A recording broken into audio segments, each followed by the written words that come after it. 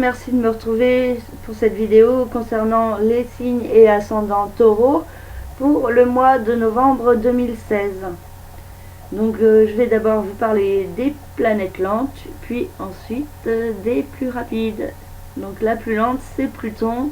Elle transite dans le signe du Capricorne depuis 2008-2009 et il restera jusqu'en 2024-2025, donc autant dire longtemps.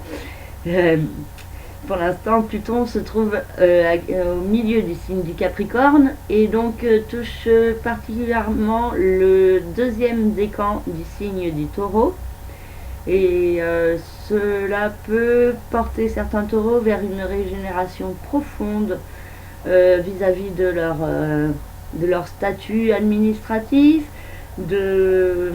du lieu également où ils vivent. Cela peut avoir un rapport aussi avec les pays étrangers ou un contact avec quelqu'un venant de l'étranger, ou alors un voyage au loin, ou alors des études, des examens. Donc Pluton peut aider certains taureaux, particulièrement les taureaux du deuxième décan, à avancer vers une régénération en profondeur et faire ce qu'ils doivent pour pouvoir avancer peu à peu vers leurs rêves profonds et leurs idéaux.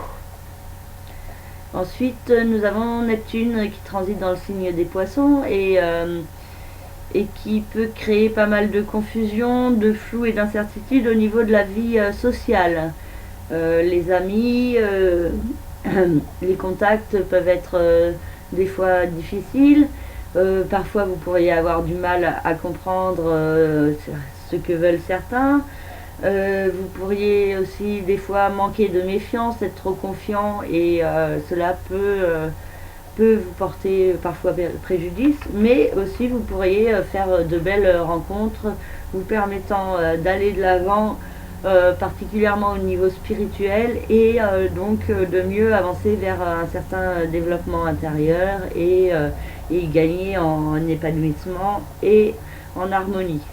Donc il y a quand même la notion d'écouter ses intuitions et ses inspirations concernant les personnes, car votre cœur vous guide et peut vous mener sur le bon chemin. Ensuite, nous avons Uranus Uranus qui transite dans le signe du Bélier, donc dans la maison 12 pour ceux qui sont ascendant Bélier, ascendant Taureau, ou c'est aussi la maison 12 solaire pour ceux qui ont le soleil en Taureau. Donc bon, tout ça dépend bien sûr de la position exacte, mais bon, je fais un résumé en prenant une moyenne, on va dire. Donc Uranus touche la maison 12, et qui est le secteur du karma, du passé, des vies antérieures, des épreuves, des relations karmiques, des secrets, des mensonges. C'est aussi la maison de l'emprisonnement. Et donc Uranus dans ce signe vous demande de vous détacher d'un certain emprisonnement, de comprendre certaines choses de votre passé, mais aussi surtout de vous en détacher, d'aller de l'avant vers de nouvelles choses et de laisser une part de votre passé derrière vous et de l'accepter tel qu'il est, car en l'acceptant vous pouvez le laisser aller et vous pouvez aller de l'avant. Donc Uranus vous invite à transformer les choses sur vous intérieurement, concernant votre passé, concernant votre chemin de vie. Donc il y a des transformations à accomplir pour mieux avancer sur votre chemin de vie. Donc il se peut que si vous faites une activité qui ne vous convient pas totalement et que vous sentez que celle-ci ne donne pas assez de sens à votre vie, il y a peut-être des changements à mettre en place et à y réfléchir fortement pendant la fin de cette année et également en 2017. Et ensuite Uranus entrera dans le signe du Taureau en 2018 et cela pourrait être propice à des changements et des bouleversements dans votre vie, particulièrement si auparavant vous avez fait les efforts justement de transformer certaines choses à l'intérieur de vous qui ne conviennent plus et qui vous empêchent d'avancer. Donc il y a une part de vous-même à laisser de côté et de vous recentrer sur la voie de votre cœur et de vous servir des remises en question pour avancer et non pour vous laisser bloquer et ne rien faire. Ensuite, nous avons Saturne qui transite dans le signe du Sagittaire, qui elle se trouve au quinconce du signe du Taureau. Donc au niveau des rapports d'argent avec la société, de la façon dont vous gagnez votre argent, il y a peut-être une certaine restriction d'un côté, mais il y a aussi des efforts à faire pour se sortir de cette restriction.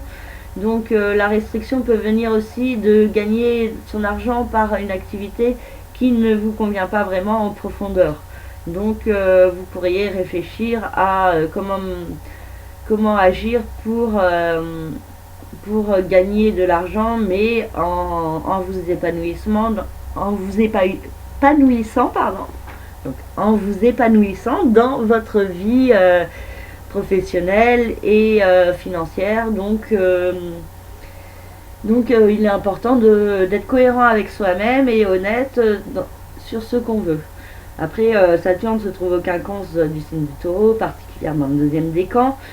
Donc il peut y avoir une hésitation, une incertitude, des doutes sur ce qu'il faut faire pour aller de l'avant et pour mieux se construire et mieux identifier ce que l'on veut.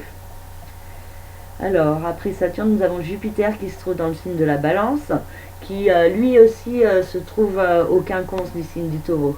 Donc là aussi, c'est le deuxième décan du signe. Donc ce deuxième décan est fortement touché par cette notion d'incertitude, de confusion, de ne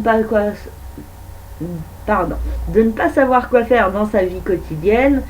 Et en même temps, vous pourriez ressentir plus fortement la nécessité d'aller de l'avant et de rejeter tout ce qui ne vous convient plus au niveau professionnel particulièrement, mais aussi au niveau de votre santé et de votre physique. Donc il est important de mettre en place un nouveau mode de vie plus simple, plus conforme à ce que votre être vous demande. Mais attention à la procrastination qui peut bloquer certains taureaux et les empêcher d'avancer. Alors le quinconce, c'est aussi accepter le négatif pour pouvoir en faire ressortir le positif, parce que le quinconce est à la fois positif et négatif. Donc il y a un équilibre à trouver, justement, comprendre qu'on ne peut pas être totalement satisfait, mais se recentrer sur ce qui est positif pour pouvoir vivre au mieux les situations actuelles. Donc la nouvelle lune du 30 octobre avait eu lieu dans le signe du Scorpion. La pleine lune du 14 novembre aura lieu sur l'axe Taureau-Scorpion, donc vous pourriez être fortement touché lors de cette lunaison au niveau de votre être profond et au niveau du secteur du couple et des associations. Et certains éléments pourraient avoir été mis en lumière plus fortement ou seront mis en lumière au cours de ce mois de novembre, vous concernant personnellement, vos aspirations intérieures et profondes et la vie de couple qui peut être tiraillée par cette configuration. Mercure quittera le signe du Scorpion le 12 novembre et le Soleil le 21 novembre pour entrer tous les deux dans le signe du Sagittaire. Donc là, les problèmes seront plus tournés sur les rapports d'argent avec la société, les partages de biens, mais également et surtout sur une ouverture sur l'univers, les forces de l'univers et les signes que l'univers peut vous envoyer.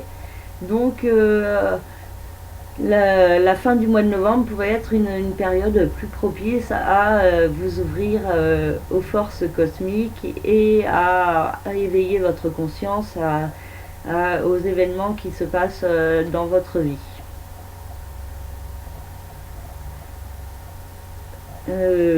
Mars qui transite dans le signe du Capricorne jusqu'au 9 novembre vous invite pour l'instant à gérer certains points administratifs ou ayant un rapport avec des voyages, des déplacements. Il y a aussi une notion plus forte d'aller de l'avant qui peut être activée parfois assez agressivement par Mars. Mais en même temps, il faut faire preuve d'autocontrôle et gérer au mieux les énergies martiennes pour que celles-ci soient constructives et efficaces et vous permettent de prendre un nouveau départ bénéfique au service de vos rêves.